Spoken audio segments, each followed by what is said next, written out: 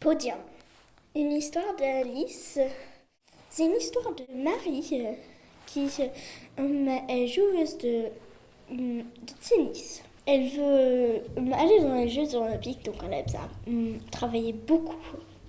Elle s'entraîne avec un de ses amis pour être plus douée en tennis. Elle a peur de perdre en compétition parce qu'elle a juste 16 ans et elle n'est pas si bonne que les professionnels, mais quand même, elle veut essayer. En tout cas, elle est meilleure dans sa classe, donc elle se sent mieux.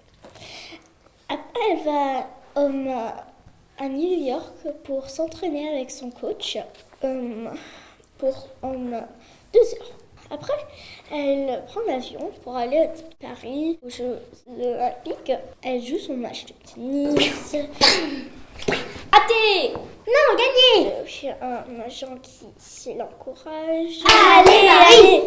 Allez Marie! Après une heure de match, on voit les scores. Elle est première sur le podium.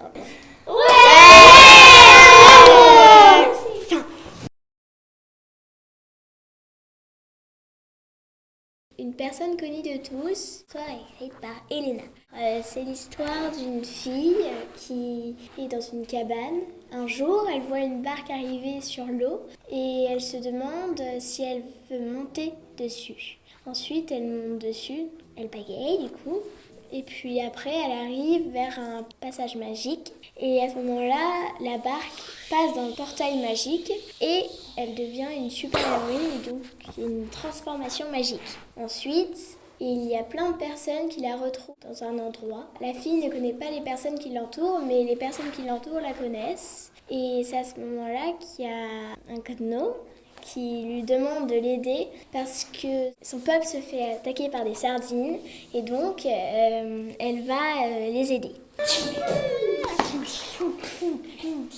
Après sa mission, elle est très fatiguée et elle refuse de les aider encore. Du coup, elle retourne à sa cabane.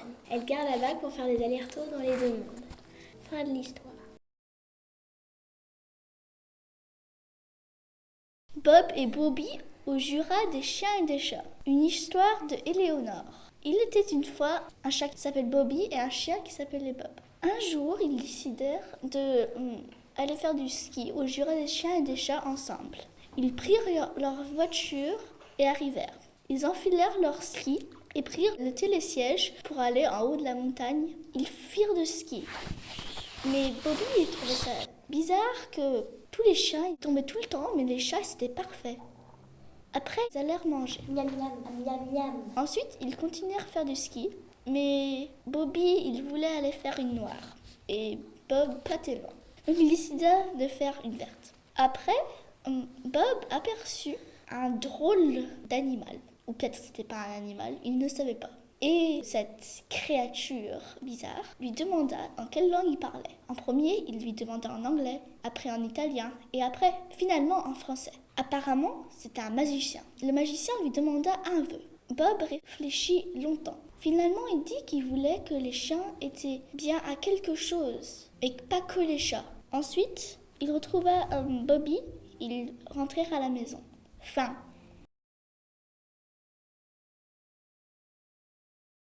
Une belle histoire d'ours de Émilie Santopolo.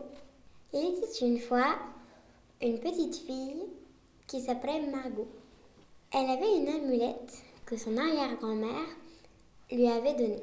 Elle pouvait se transformer en n'importe quoi ou enlever ses pattes d'ours. Car oui, elle avait des pattes d'ours. Car sa maman a été peut-être transformée en ours. Elle alla voir sa grand-mère qui lui disait qu'elle a été transformée par une déesse. Mais elle avait des trous de mémoire. Elle ne se rappelait pas de tout. Je me souviens plus.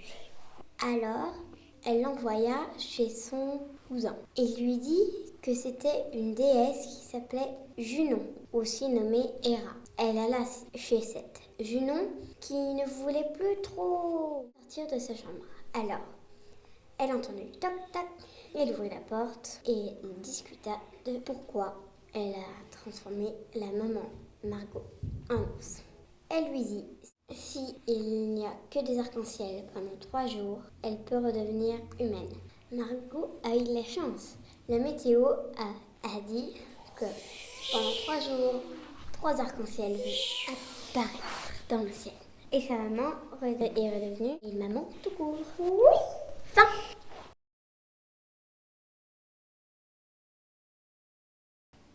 Le concert raté, illustré et écrit par Manon Morier.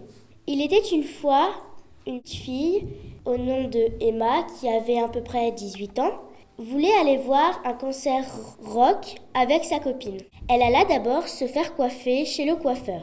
Elle demanda dans la rue où était le coiffeur. Le monsieur répondit « là-bas ».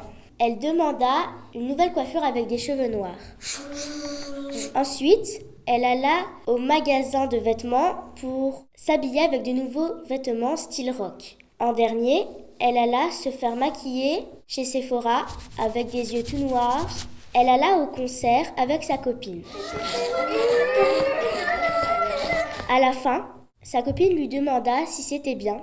Elle répondit non. Pour finir la soirée un peu mieux, elles allèrent au restaurant. Fin.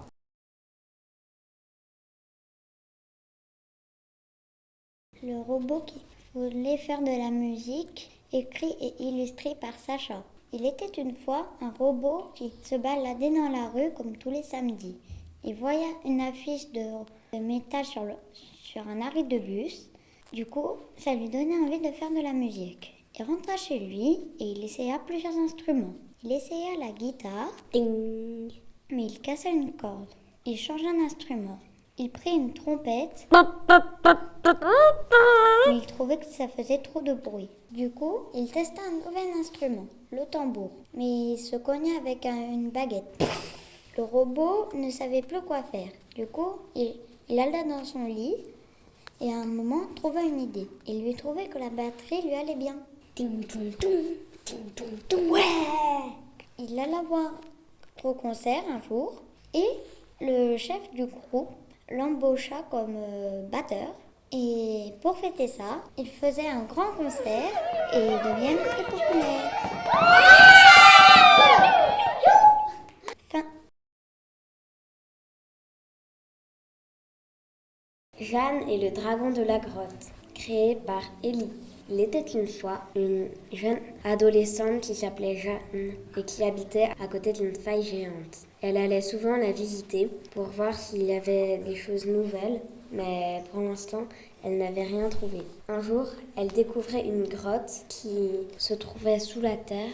Elle rentra avec un petit sac d'affaires et vit un tas de branches et de brindilles brûlées.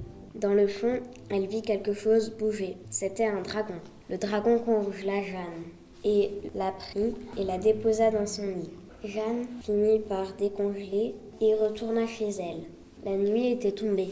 Elle n'avait rien mangé, mais tant pis. Elle se coucha très rapidement en se disant qu'elle ne retournerait jamais là-bas. Le lendemain, elle se prépara et alla dans la forêt pour voir s'il y avait de nouvelles espèces. Elle trouva le dragon et devint amie avec. Fin.